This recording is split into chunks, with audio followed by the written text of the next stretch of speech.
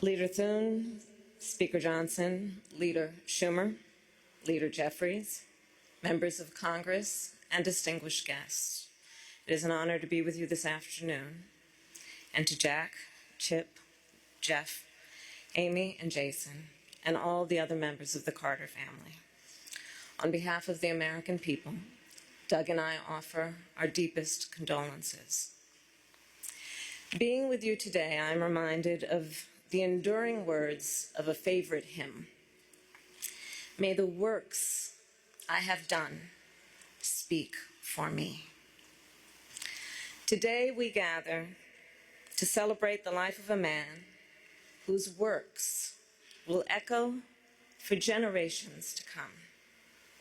A man from Plains, Georgia, who grew up without electricity or running water and served as the 39th President of the United States of America and lived every day of his long life in service to the people.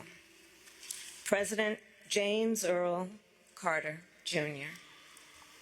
So I was in middle school when Jimmy Carter was elected president, and I vividly recall how my mother admired him, how much she admired his strength of character, his honesty, his integrity, his work ethic and determination, his intelligence, and his generosity of spirit. We have heard much today and in recent days about President Carter's impact in the 4 decades after he left the White House. Rightly so. Jimmy Carter established a new model for what it means to be a former president and leaves an extraordinary post-presidential legacy. From founding the Carter Center, which has helped advance global human rights and alleviate human suffering, to his public health work in Latin America and Africa, to his tireless advocacy for peace and democracy around the globe. And Jimmy Carter was the President of the United States who was ahead of his time. He was the first President of the United States to have a comprehensive energy policy, including providing some of the first federal support for clean energy. He also passed over a dozen major pieces of legislation regarding environmental protection, and more than doubled the size of America's national parks, including protecting our beloved redwoods in my home state of California.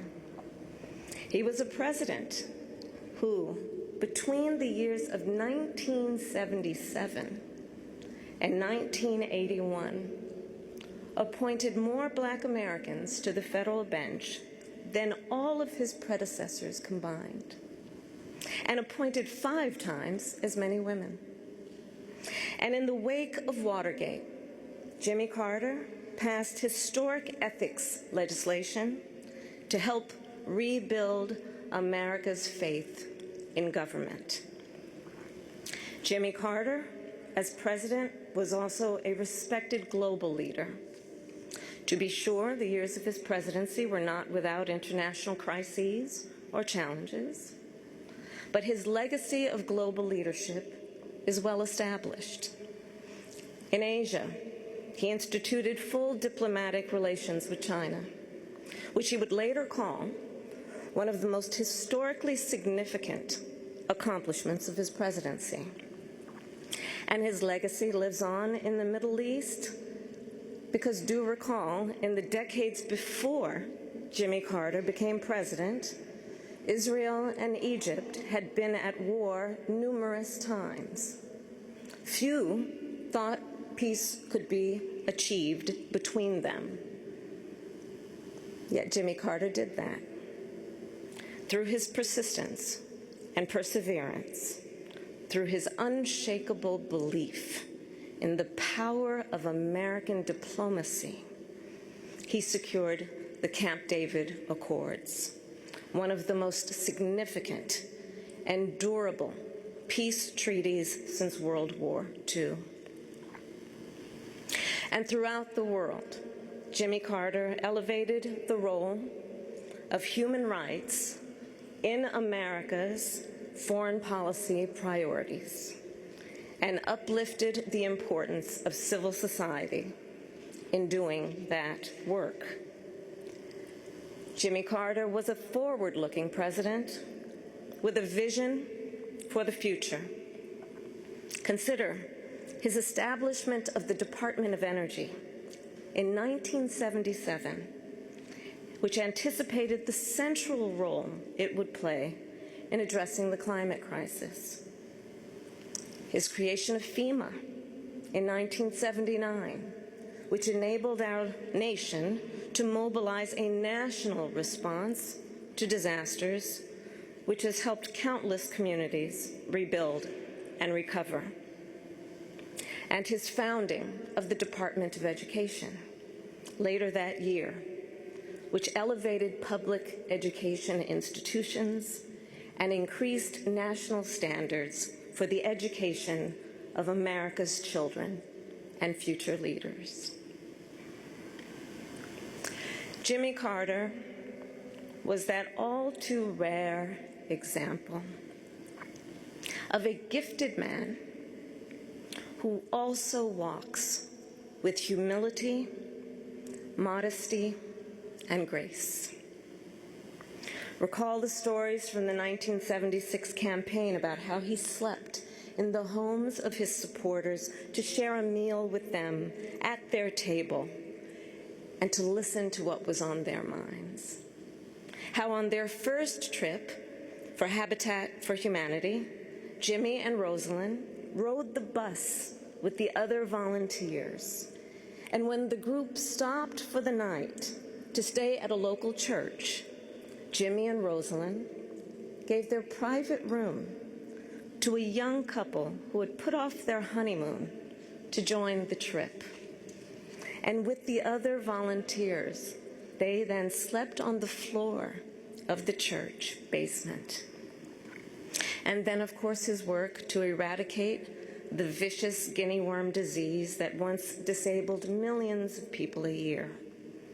It was one of the Carter Center's greatest triumphs. And Jimmy Carter, of course, given his nature, attributed its success not to his own leadership, but to the thousands of everyday Africans who are on the ground doing the work.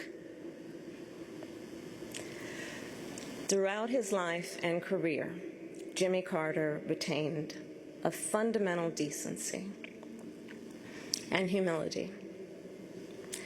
James Earl Carter, Jr. loved our country. He lived his faith, he served the people, and he left the world better than he found it. And in the end, Jimmy Carter's work and those works speak for him, louder than any tribute we can offer. May his life be a lesson for the ages and a beacon for the future.